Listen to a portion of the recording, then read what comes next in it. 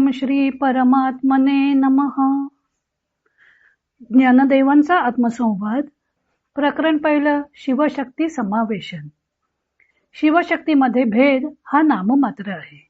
ओव्या आहेत 17 ते 20. शिवशक्तीमध्ये भेद कसा नाही ते ज्ञानदेव दृष्टांताने स्पष्ट करत आहेत.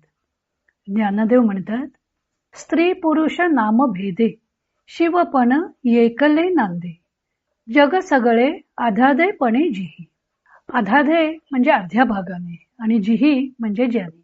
म्हणजे एकच शिव स्त्री व पुरुष अशा भिन्न नामाने एकटाच नांदतो आणि त्याच्या अर्ध्या अर्ध्या भागानं सर्व जग व्यापलेलं आहे. पुढे म्हणतात, दो दांडी एकी श्रुती, दोहो फुली एकी द्रुती, दोहो दिवी दीप्ती एकीची जेवी.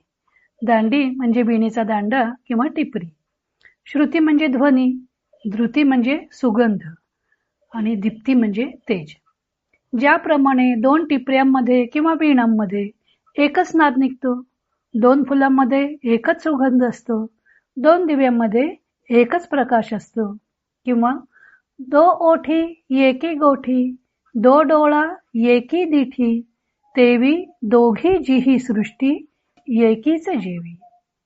दिठी म्हणजे दृष्टी.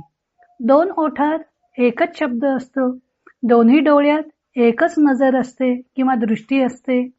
त्याप्रमाणे ही सृष्टी ज्या दोघा प्रकृती पुरुषांनी व्यापली आहे ती एका परब्रह्मानेच व्यापलेली आहे. दाऊनी दोन्ही पण एक रसाचे आरोगण, करीत आहे मेहुण अनादीजे. आरोगण म्हणजे भोजन सुख किंवा उपभोग आणि मेहुण म्हणजे जोडपे. हे अनादी जोडपं दोन रूपे दाखवून अखंडपणे एक रसाचे म्हणजेच परब्रह्माचे भोजन सुख उपभोगत आहेत. स्वामी स्वरूपानंद अभंग रूपांतर करताना म्हणतात, स्त्री आणि पुरुष नाममात्र भेदे एकलेची नांदे शिवतत्व. अर्ध अर्धभागी एकपणे दोन, राहिली भरोन त्रैलोक्यती. जरी वीणा दोन एकची तो नाद, एकची सुगंध दोहो पुष्पी, एकची प्रकाश दीप जरी दोन, दोन ओठातून शब्द एक. जरी डोळे दोन एकची ती दृष्टी, तैसे शिवशक्ती सृष्टी माझी. शिवशक्ती रूपे ह्यापरी अफूट, एकची अद्वैत असे वस्तू.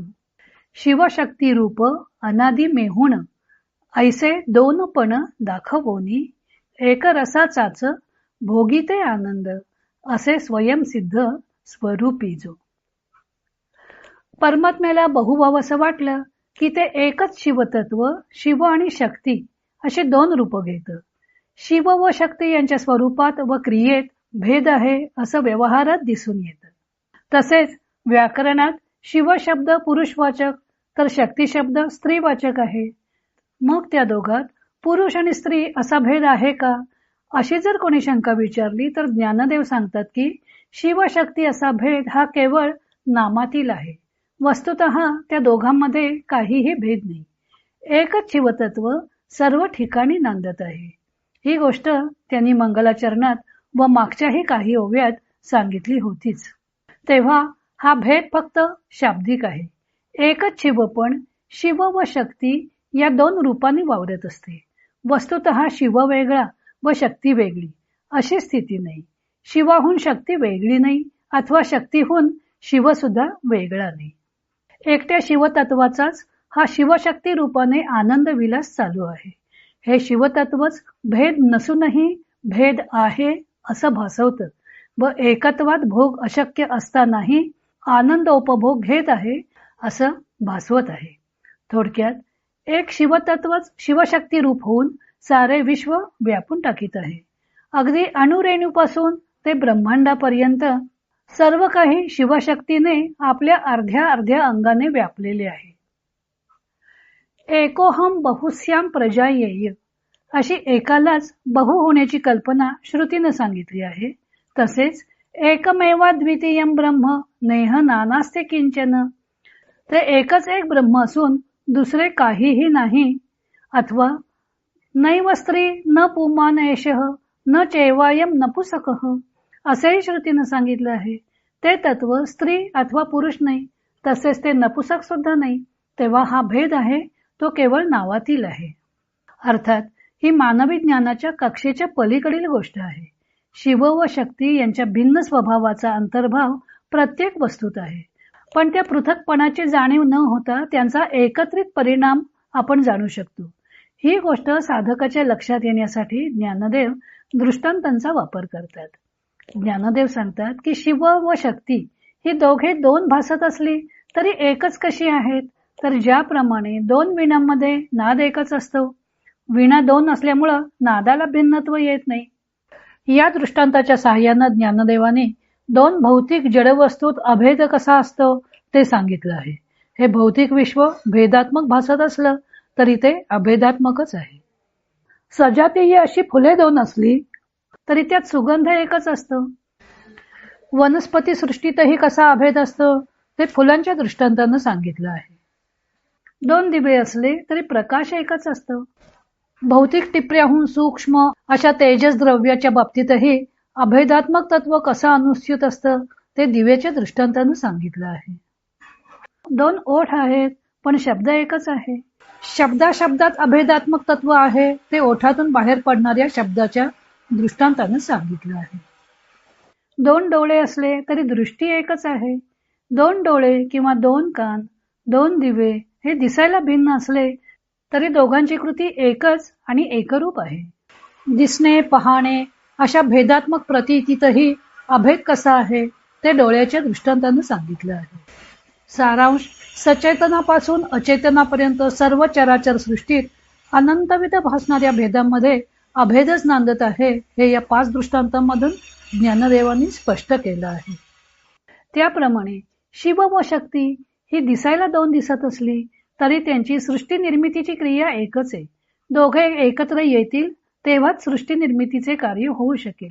एकटा शिव किंवा एकटी शक्ती काहीच करू शकत नाही. त्यामुळे ज्या दोघांनी ही सृष्टी व्यापली आहे ती दोघे एकच आहेत. एकच शिवतत्व या सर्व सृष्टीत भरून राहिलेले आहे. ज्ञानदेव त्यांना अनादि मेहुण म्हणतात.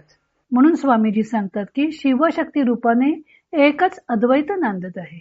हे अनादि मेहुण दोनपण दाखवून स्वरूपात असणारा एकरसाचाच स्वयंसिद्ध आनंद भोगत आहे. पुढे ज्ञानदेवाने शिवशक्तीवर मेहुण म्हणजे जोडप्याचा आरोप करून दाम्पत्याचे मधुर चित्र उभे केले आहे. ज्ञानदेव सांगतात की हे दाम्पत्य अनादि कालाचे आहे. अनादि म्हणजे ज्याची उत्पत्ती झालेली नाही असे. नांतो न चादीर न च संप्रतिष्ठा असं गीतेतही सांगितलं आहे. आपण दोन आहोत ते भासवते पण असते मात्र एकरूपच. स्वरूपभूत ऐक्यानंद रूपी रसाचा आस्वाद घेत असते. अर्थातच स्वरूपाचाच आनंद घेत असल्यामुळं तिथे द्वैत नाहीच हे सिद्ध होते. ज्ञानदेव शिवशक्ती यांचे ऐक्य प्रतिपादन करतात व लगेच त्यावर या ओवीत दाम्पत्याचे रूपक करतात. शास्त्रकारांची ही विषय समजावण्याची पद्धत असते. ते द्वैताची मांडणी करतात ती काही द्वैत सिद्ध करण्यासाठी नाही. ज्यांना द्वैताची भाषा कळते त्यामुळे आधी द्वैत दाखवून नंतर त्यांच्यात अद्वैतच कसं असतं तेच त्यांना सिद्ध करायचं असतं. पुढे ज्ञानदेव हे अनादि जोडपे अलौकिक कसं आहे ते स्पष्ट करणार आहेत. तो भाग आपण उद्या पाहू. इतर अनेक ग्रंथांचा आधार घेऊन संत ज्ञानदेवांच्या अमृतानुभव या ग्रंथाचं लेखन व वाचन सौ मनीषा अभ्यंकर मिरज यांनी केलं आहे. हरिओम तत्सत.